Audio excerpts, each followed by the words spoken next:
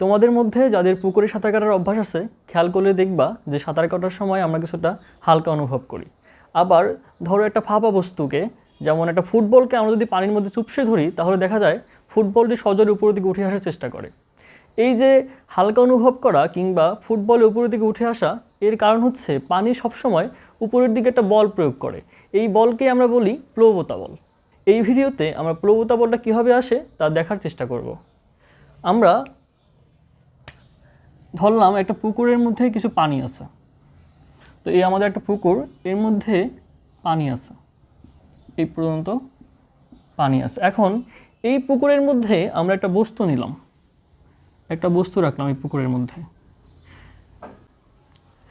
এখন পানির একটা বিশেষ ধর্ম আছে, পানির মধ্যে যখন আমরা কোনো একটা বস্তুকে রাখি তখন পানি চারদিক থেকে ওই বস্তুর উপর চাপ প্রয়োগ করে, চারদিক থেকে চাপ প্রয়োগ করে। তো এখন একটু লক্ষ্য করো যে ধরো আমরা এই পয়েন্টে যদি পানির চাপ বের করি, এই চাপের যে সূত্র সেটা হচ্ছে এইচ রো জি। পানির চাপ সেটা হচ্ছে এইচ রো জি, অর্থাৎ এই চাপটা ডিপেন্ড করে হচ্ছে গভীরতার উপর এবং পানির ঘনত্বের উপর এবং অভিকর্ষ ত্বরণ জি এর উপর। তো যেহেতু এখানে পানি, একটা পুকুরের মধ্যে পানি আছে, তো সেই ক্ষেত্রে ঘনত্ব সেম আছে এবং অভিকর্ষ ত্বরণ জি এর মানও সেম আছে। কিন্তু তাহলে এই চাপের পরিবর্তন আসবে কখন? যখন আমি এইচের পরিবর্তন করব তখন কেবলমাত্র আমার চাপের পরিবর্তন আসবে। তাহলে এখন এই পয়েন্টে যে পরিমাণ চাপ হবে, এই পয়েন্টে কি সেই পরিমাণ চাপ হবে? অবশ্যই সেই পরিমাণ চাপ হবে, কারণ এই দুই ক্ষেত্রে উচ্চতা গভীরতা সেম। এখান থেকে এই পর্যন্ত গভীরতা আর এখান থেকে এই পর্যন্ত গভীরতা সেম। ঠিক এইরকমভাবে এখানে প্রত্যেকটা পয়েন্টের জন্য আমরা চাপ সমান পাবো। আলটিমেটলি আমাদের এই দুই সাইডে যে চাপটা, সেই চাপটার আমাদের কোনো প্রভাব ফেলতে পারতেছে না, যেহেতু দুই ক্ষেত্রের প্রত্যেকটা বিন্দুতে চাপ সমান। তো এখন আমরা আসি উপরের নিচে। উপরের ক্ষেত্রে এইখানে যখন আমরা চাপের হিসাব করব, ধরে নিলাম আমরা এইটার গভীরতা হচ্ছে H1 এবং নিচের যেটা আছে এই গভীরতা হচ্ছে আমাদের H2। আর এই যে বস্তুটা রাখলাম, এই বস্তুটার উচ্চতা ধরলাম আমরা H। তো এখন এই যে উপরের যে পয়েন্ট আছে, উপরের বিন্দুতে চাপের সূত্র আসবে কি আমাদের H1 রো জি। আর এই নিচের পয়েন্টে এইখানে চাপ আসবে কি H2 রো জি। তাহলে আমরা দুই ক্ষেত্রে চাপ পেলাম। তো এখন আমরা চাপের যে সূত্র জানি, সেই চাপের সূত্র ছিল যে আমাদের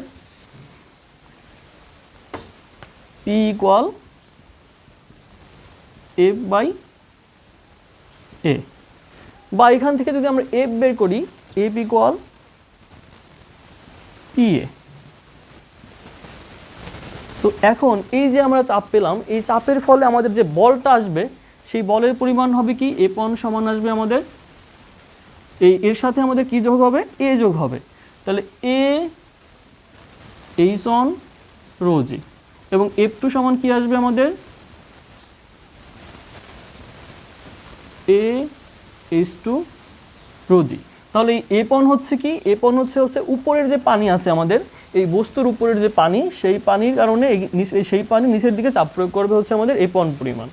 আর নিচের যে পানি আছে সেই পানিটা চাপ প্রয়োগ করবে উপরের দিকে এবং সেই চাপের পরিমাণ হবে F2। তো এখন যেহেতু এইখানে গভীরতা বেশি, H2 বেশি, H2 H1 থেকে বড়, তাহলে আমরা নিশ্চিতভাবে বলতে পারি যে F2 যে চাপটা আছে, এই নিচের পৃষ্ঠের যে চাপ, সেই চাপের পরিমাণটা হবে বেশি।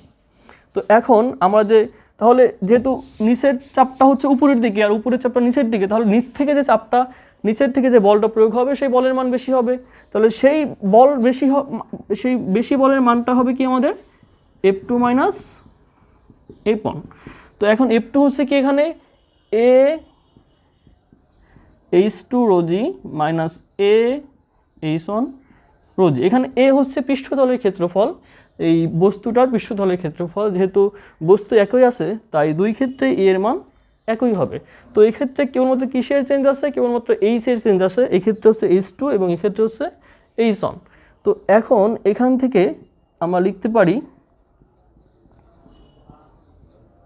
A রো জি, বা এই H2 - H1কে আমরা লিখতে পারি H2 - অর্থাৎ নিচের পৃষ্ঠের যে গভীরতা এবং উপরের পৃষ্ঠের যে গভীরতা H1, এই দুটো বিয়োগ করলে আমরা পাবো হচ্ছে এই অংশটা। এই অংশটা পাবো না? একটু খেয়াল করো এখানে যে আমাদের এই গভীরতা হচ্ছে এতটুকু H2 এবং H1 হচ্ছে এতটুকু।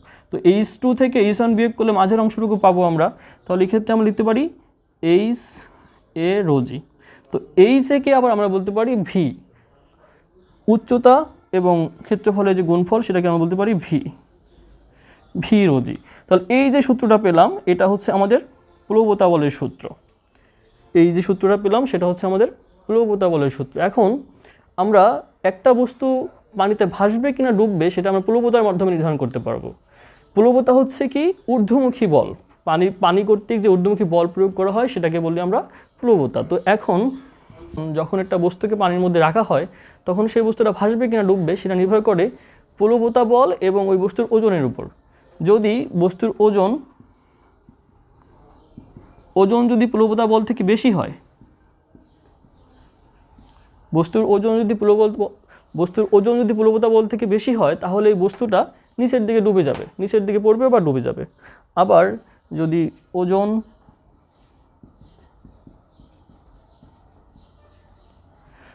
আর প্লবতা বল দুটো সমান হয় তাহলে বস্তুটিকে আমরা পানির যেখানে রাখি না কেন ওইখানে থাকবে, এটা ভাসবেও না ডুববেও না, অর্থাৎ যেইখানে আমরা রাখবো ওই পজিশনে থাকবে। এটা হচ্ছে কখন, যখন ওজন এবং প্লবতা দুটা সমান সমান হয়। এরপর যদি